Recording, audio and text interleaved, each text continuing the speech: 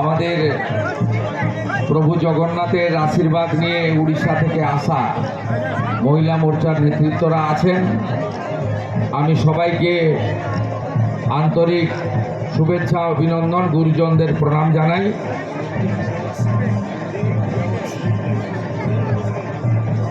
আমাদের এবারের যে নির্বাচন, এই নির্বাচন পশ্চিমবঙ্গে অত্যন্ত গুরুত্বপূর্ণ নির্বাচন। কারণ পশ্চিমবঙ্গে গত 15 বছরে যে কুশাসন অপশাসন হয়েছে, যেভাবে 26,000 চাকরি চুরি হয়েছে, যেভাবে আরজিকর সহ নারী নির্যাতন, মহিলা নির্যাতন হয়েছে, যেভাবে সনাতনীদের ধর্ম পালনের উপর আঘাত এসেছে, যেভাবে দরিদ্র মানুষ আরো দরিদ্র হয়েছে, যেভাবে প্রধানমন্ত্রী আবাস যোজনা থেকে কেন্দ্রের নানা উন্নয়নমূলক কাজ থেকে মানুষকে বঞ্চিত করা হয়েছে, তার প্রতিবাদে এবারের নির্বাচনে আপনাদের ভারতীয় জনতা পার্টিকে 23শে এপ্রিল সকাল 7টা থেকে সন্ধ্যে 6টা পর্যন্ত যে নির্বাচন, তাতে বিজেপিকে জেতাতে হবে। ভারতীয় জনতা পার্টির উচ্চ নেতৃত্ব আমাকে এই কেন্দ্রে পুনর্বার প্রার্থী করেছেন।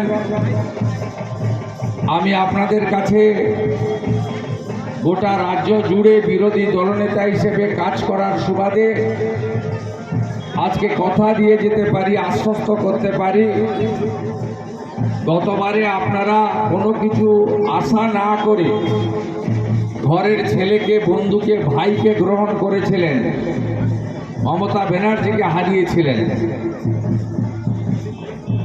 আপনারা নিশ্চিন্ত থাকতে পারেন এবারের নির্বাচনে ভারতীয় জনতা পার্টি রাজ্যে সরকারে আসছে, একদম নিশ্চিন্ত থাকতে পারেন। আর বিজেপি এলে হাতে কাজ, পেটে ভাত, মাথায় ছাদ আমাদের অঙ্গীকার।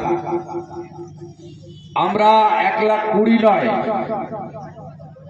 আবাস যোজনাতে প্রত্যেকটি বাড়িতে উপযুক্ত অর্থ দিয়ে ঘর নির্মাণ, প্রত্যেকটি বাড়িতে প্রধানমন্ত্রী সূর্যঘর যোজনাতে 80,000 টাকা করে ঘর প্রতি দিয়ে সোলার প্লেট লাগিয়ে দেওয়া, যাতে ইলেকট্রিকের মিটার বিল না আসে, নলে জল, জল জীবন মিশন, এবং সাথে সাথে স্বচ্ছ ভারতের অন্তর্গত শৌচালয় নির্মাণ। এর সাথে সাথে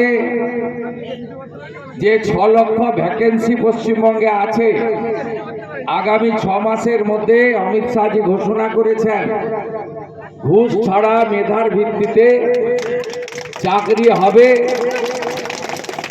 এবং টাটাকে আমরা ফিরিয়ে শিল্পের জোয়ার আনব।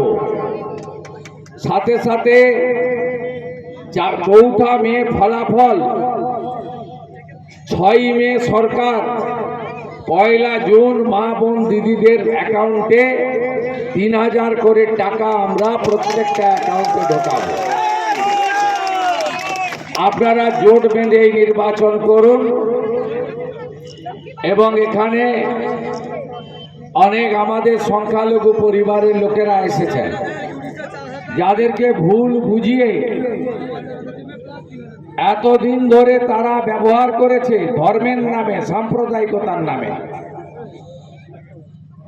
আর গতকাল আমাদের বুদ্ধ ভাই, যার গলায় তুলসীর মালা, মাথায় শিখা, তিনি আমি আসবো বলে পতাকা লাগাচ্ছিলেন। আমি নাম বলে ওকে বিখ্যাত করব না, তো বয়াল ছাড়া কেউ ওকে চেনেও না, ওর নামও জানে না। আমি ওর নাম বলে ওকে বিখ্যাত করব না। যিনি মমতা ব্যানার্জিকে হারিয়েছেন, তার মুখে ওইসব লোকের নাম বলে উল্টো পাবলিসিটি হয়ে যাবে।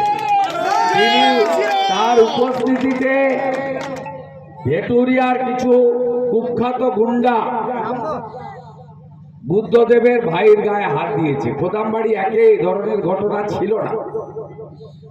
করতো, বদমাইশি করে ভেটুরিয়াতে একটা বুথে সমবায়ের ভোট হলে মারপিট করে।